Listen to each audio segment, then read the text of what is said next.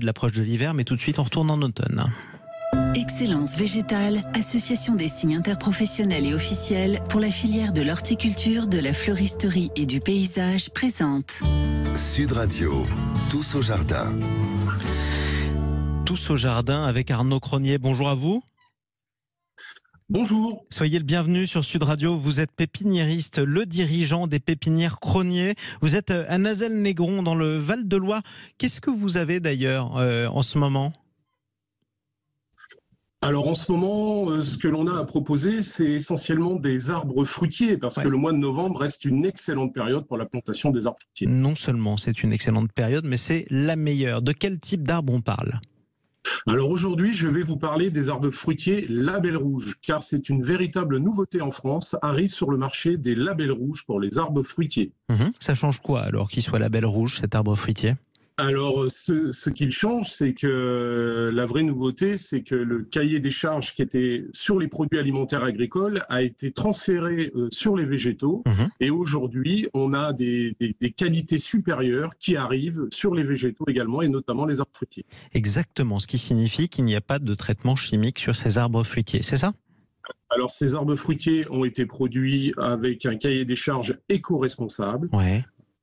Pour une meilleure gestion de l'eau, de l'énergie, des déchets, de la biodiversité et des intrants, mais également on fait des promesses aux consommateurs. Et il y a deux promesses majeures par rapport aux arbres fruitiers label rouge, la reprise au jardin et une mise à fruit rapide de ces arbres fruitiers une fois plantés au jardin. Alors c'est quoi une mise à fruit rapide ? C'est qu'ils en donnent très vite, c'est ça ? Alors c'est-à-dire que par rapport au travail, au façonnage qui a été fait par les producteurs, vont arriver sur le marché des arbres fruitiers qui vont être prêts à donner des fruits une fois plantés. Ce qui est quand même assez pratique, alors que souvent il faut attendre quelques années. Alors on a parlé d'arbres fruitiers, maintenant vous allez me donner des exemples. On n'est jamais exhaustif, c'est le principe même de l'exemple, mais on parle de quoi ? On parle de cognaciers, on parle de pommiers ?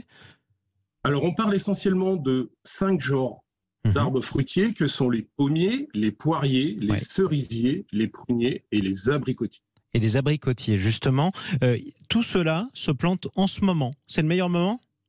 Alors, le mois de novembre reste la meilleure période pour planter les arbres fruitiers. On parle toujours et souvent de la Sainte-Catherine, mais on peut dépasser allègrement la Sainte-Catherine pour planter des arbres fruitiers. On rappelle le dicton de la Sainte-Catherine ? L'automne est propice. C'est quoi l'importance d'ailleurs de la Sainte-Catherine, on le rappelle ? Alors le fameux dicton, en effet, à la Sainte-Catherine, tout bois prend racine, mais on n'est pas obligé de coller allègrement cette période pour planter. Donc, Exactement. Je peux en ce moment me procurer un arbre fruitier label rouge, je peux le planter. Qu'est-ce que je dois faire ? Quelles sont les précautions que je dois prendre ?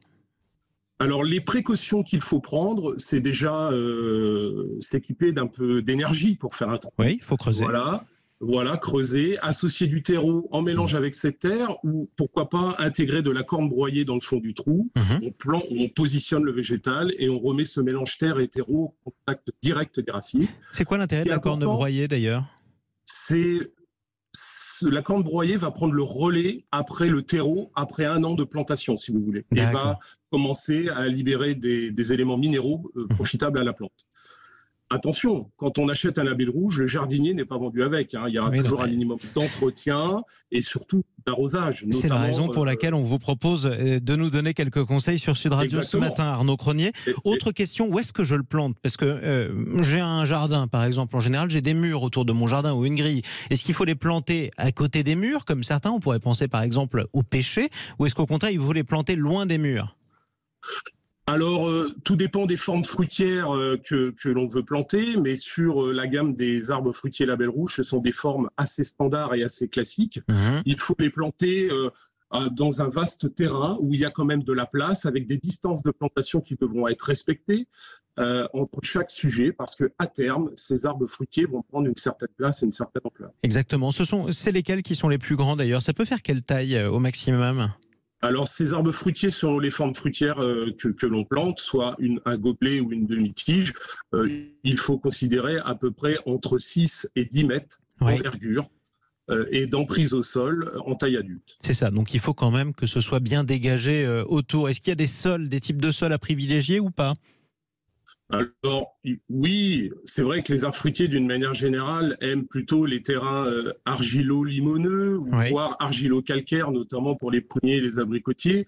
Et si on a un terrain un peu sableux, c'est là que le conseil du pépiniériste ou du vendeur en jardinerie est important parce qu'on peut associer de la tourbe ou du terreau ou des éléments nutritifs qui vont consolider un peu la nature du sol où on va planter ces arbres fruitiers et assurer une très très bonne reprise au jardin. Exactement, et toujours en prendre soin une fois qu'on l'a planté. Toujours se renseigner auprès soit de son pépiniériste, soit de son jardinier. Merci pour ces conseils, Arnaud Cronier, dirigeant des pépinières Cronier. Vous êtes à Nazelles-Négron dans le Val-de-Loire, si vous voulez des abricotiers. En Touraine, c'est ça. En Touraine, en plus, dans ce magnifique terroir. Ça aurait été dommage de ne pas le saluer aussi. Restez avec nous sur Sud Radio.